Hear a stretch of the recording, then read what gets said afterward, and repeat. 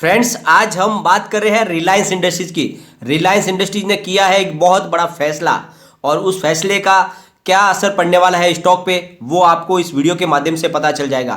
दोस्तों, रिलायंस इंडस्ट्रीज पूरी दुनिया के अंदर दूसरे नंबर का सबसे बड़ा ब्रांड है और इसके ऊपर पहले नंबर पे एप्पल है। तो इससे आपको ये पता चल जाएगा रिलायंस इंडस्ट्रीज का साम्राज्य कितना बड़ा है और कारोबार लगातार उनका बढ़ रहा है। और अब एक बहुत बड़ा उन्होंने निर्णय लिया है और इस निर्णय का असर आने वाले समय में पता हमें चलेगा। तो आज हम वीडियो के अंदर जानने की कोशिश करेंगे कि क्या आपको इस लेवल पे रिलायंस इंडस्ट्रीज में इन्वेस्टमेंट नया करना चाहिए, पहले से आपने इन्वेस्टमेंट किया हुआ है तो क्या आपको प्रॉफिट बुक करके इसमें से निकल जाना चाहिए। सारी की सारी जानकारी आपको रिलायंस से संबंधित इस वीडियो के अंदर मिल जाएगी, तो पूरा वीडियो देखे स्किप न करें। लेकिन फ्रेंड, उससे पहले अगर आप पहली बार मेरे चैनल पे आए तो चैनल को सब्सक्राइब कर दीजिए, एक बेल आइकॉन दबा दीजिए ताकि जब भी नया वीडियो बनाऊं पहला नोटिफिकेशन आपको मिले। फ्रेंड्स, सबसे पहले हम रिलायंस इंडस्ट्रीज के कारोबार को देख लेते हैं। गुरुवार के दिन रिलायंस इंडस्ट्रीज का स्टॉक 1947 पर ओपन हुआ, फिर इसने हाई बनाई 1998 की, यानी बिल्कुल 2000 के आसपास ये जाके आया और फिर ये लो में चला गया 1945 के, और एंड में जो क्लोजिंग दी है वो है इसकी 1992.95 की, करीब 2.53% अपर क्लोजिंग दी है और अब इसमें तेजी की संभावना दिख रही है। और जो ये न्यूज़ निकल कर आई है बहुत ही धमाकेदार है और इसकी वजह से जैसे ही सोमवार को बाजार खुलेगा इसमें बड़ी तेजी बन सकती है। तो क्या प्राइस रहेगी आगे, आने वाले समय के प्राइस को भी इस वीडियो के अंदर डिस्कस करेंगे। लेकिन अब पहले हम चलेंगे उस बड़ी न्यूज़ की तरफ। फ्रेंड, जैसे कि आपको पता ही है रिलायंस इंडस्ट्रीज लगातार अपने कारोबार को फैला रही है और ये अब से नहीं हो रहा है। रिलायंस इंडस्ट्रीज लगातार अपने कारोबार को पहले से फैलाती आई है। जब धीरू भाई अंबानी थे तब भी उन्होंने बहुत सारे कारोबार में अपने हाथ आजमाए थे। उनके पास पावर सेक्टर में भी उनका कारोबार था, उनका इंफ्रास्ट्रक्चर का भी कारोबार था, टेलीकॉम का भी कारोबार था, कैपिटल बिजनेस का भी कारोबार था और साथ में उनका पेट्रोलियम का बड़ा कारोबार था और कपड़े का कारोबार था। लेकिन जब धीरूभाई अंबानी की मृत्यु के बाद दोनों भाई अलग हो गए, दोनों के अंदर बिजनेस की हिस्सेदारी बटी, तो कैपिटल का बिजनेस, पावर का बिजनेस, इंफ्रास्ट्रक्चर का बिजनेस, टेलीकॉम का बिजनेस और इंटरटेनमेंट का बिजनेस अनिल अंबानी के पास चला गया और मुकेश अंबानी के पास रह गया सबसे बड़ा पेट्रोलियम का कारोबार। लेकिन उसके बाद में फिर से मुकेश अंबानी ने अपने कारोबार को बढ़ाने की शुरुआत की और साथ में उनकी नई पीढ़ी भी इस कारोबार में जुट गई और इसकी वजह से उन्होंने अपने बिजनेस को फैलाना शुरू कर दिया। और आज की तारीख में रिलायंस इंडस्ट्रीज पावर, पेट्रोलियम, कपड़ा, natural resource, retail, telecom, entertainment, sports और फर्नीचर ऐसे सारे कारोबार कर रही है और लगातार अपने बिजनेस को बढ़ाई जा रही है। और इसी के तहत उन्होंने एक बड़ा फैसला किया है। फ्रेंड्स, 2010 में रिलायंस इंडस्ट्रीज ने IMG सिंगापुर प्राइवेट लिमिटेड के साथ मिलकर एक जॉइंट वेंचर बनाया था जो स्पोर्ट्स, इंटरटेनमेंट और फैशन को प्रमोट करने के लिए एक प्लेटफॉर्म प्रोवाइड करते थे और इनका ये कारोबार पूरे 30 कंट्रीज़ के अंदर फैला हुआ है।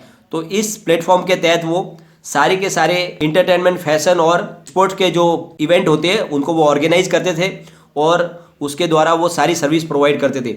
इसमें रिलायंस इंडस्ट्रीज और IMG सिंगापुर की दोनों की 50-50 की पार्टनरशिप थी और दोनों का ये जॉइंट वेंचर था। परंतु इसमें अब रिलायंस इंडस्ट्रीज ने इस पूरे कारोबार को अधिग्रहण करने का फैसला कर लिया है और रिलायंस इंडस्ट्रीज ने इसकी सूचना दोनों एक्सचेंज को दी है।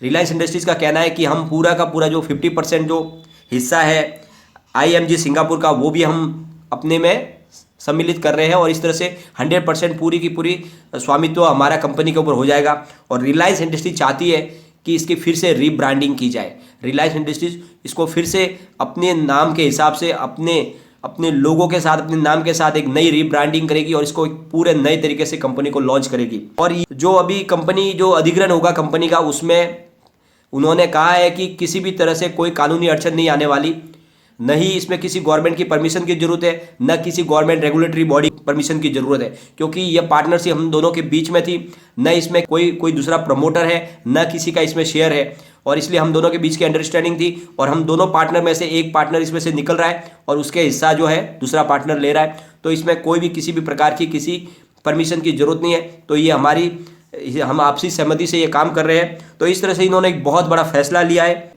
ये जो 50% की जो पार्टनरशिप रिलायंस इंडस्ट्रीज खरीद रही है, इस अधिग्रहण के बदले में IMG सिंगापुर को 52.08 करोड़ रुपीस मिलेंगे और इस तरह से उनका पूरा हिस्सा देके ये इसके ऊपर एकाधिकार हो जाएगा रिलायंस इंडस्ट्रीज का। और कंपनी बहुत ही प्रॉफिट मेकिंग है। फाइनेंशियल ईयर 2020 में कंपनी ने 181.70 करोड़ का टर्नओवर किया है और उससे पहले 2019 में कंपनी ने 195.55 करोड़ का टर्नओवर किया था और 2018 में 158.26 करोड़ का टर्नओवर किया था और कंपनी ने फाइनेंशियल ईयर 2020 में 16.35 करोड़ का नेट प्रॉफिट कमाया है और फाइनेंशियल ईयर 2019 में 19.25 करोड़ का प्रॉफिट कमाया था और फाइनेंशियल ईयर 2018 में 15.82 करोड़ का नेट प्रॉफिट कमाया था। तो इस तरह से लगातार आप देख लो, ये प्रॉफिट मेकिंग कंपनी है, साल दर साल इसमें प्रॉफिट ही आ रहा है कंपनी का और इसीलिए रिलायंस ने फैसला किया है कि ये पूरी की पूरी कंपनी अपने अंडर में ले ली जाए और ये कारोबार को और आगे अपना फैलाया जाए। इस तरह से एक बड़ा निर्णय रिलायंस इंडस्ट्रीज और मुकेश अंबानी की तरफ से लिया गया है। तो फ्रेंड्स, इस तरह से ये निष्कर्ष निकलता है कि रिलायंस इंडस्ट्रीज अपने कारोबार को बढ़ाने के लिए बहुत ज़्यादा आतुर है और बहुत ही बड़े जोश के साथ में अपने कारोबार को फैलाई जा रही है। उसका एक ही ध्येय है कि उनका कारोबार बहुत ज़्यादा फैले, हर सेक्टर में फैले। फिलहाल वो ध्यान दे रहे हैं टेलीकॉम बिजनेस पे, रिटेल और होलसेल बिजनेस पे और साथ में उनका पुराना पेट्रोलियम का कारोबार है वो तो लगातार चल ही रहा है। अब हम चलेंगे इसके पिवट लेवल की तरफ। फ्रेंड्स, अगर रिलायंस के स्टॉक में यहाँ से अगर गिरावट होती है तो क्या इसकी सपोर्ट निकल के आ रहा है? तो अगर इस लेवल से अगर स्टॉक गिरावट में जाता है तो जो पहला सपोर्ट निकल के आ रहा है वो है 1960 का। अगर स्टॉक वहाँ से भी नीचे जाएगा तो जाएगा ये 1926 तक और स्टॉक वहाँ पे भी अगर नहीं रुकेगा तो तीसरा सपोर्ट निकल के आ रहा वो है 1907 का, यानी ये नीचे में नीचे 1907 तक जा सकता है।